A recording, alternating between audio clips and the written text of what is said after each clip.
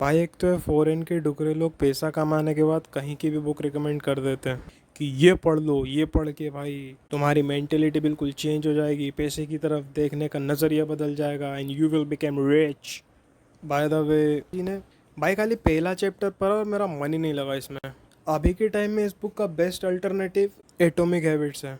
वैसे एक तरीके से देखा जाए तो गलती मेरी ही है। उनकी और मेरी एज में 70 साल का अंतर है।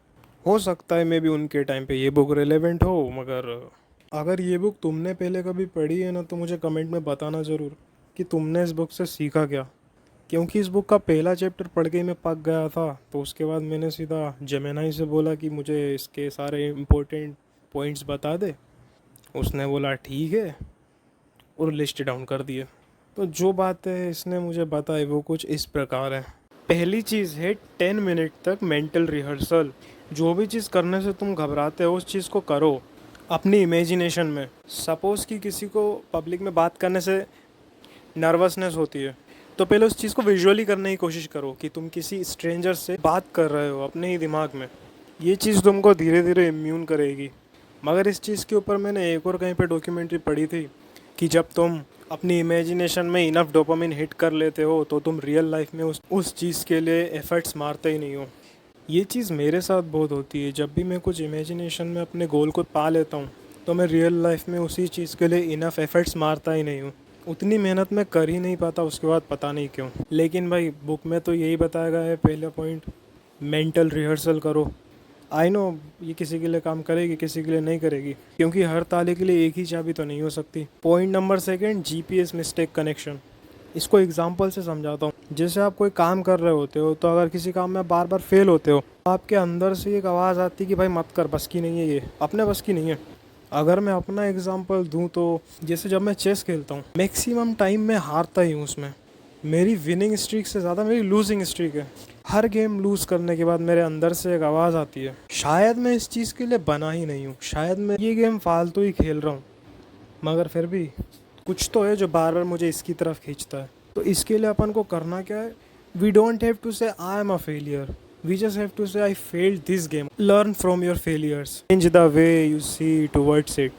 न्यू थिंग्स जब सीखो और अगर उसमें फेल करो, take it as nothing happen. Forget the feeling of embarrassment and learn new things. Third है डीहिप्नोटाइजेशन।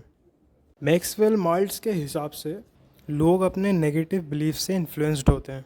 वो बिलीव जो उन्होंने बचपन में कहीं से पा लिए हो, अपने किसी मिस्टेक से या फिर उनके केयर टेकर से। इसीलिए पहले अपने बिलीफ्स को चेंज करो और उन चीज़ों को देखो जो तुम करना चाहते हो।